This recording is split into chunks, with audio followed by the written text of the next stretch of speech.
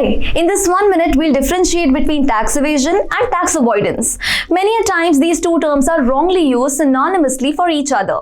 So today, we'll clear that big doubt. Tax evasion is an illegal practice where a person, organization, or a corporation intentionally avoids paying the true tax liability. The common methods of evading tax are smuggling, filing false tax returns, making inaccurate financial statements, even storing wealth outside the country, and many more.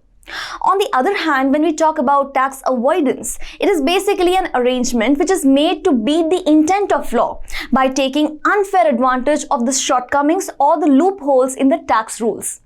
So finding new methods to avoid payment within the legal limits by adjusting the accounts without violating any tax rules and also minimizing the tax burden is tax avoidance.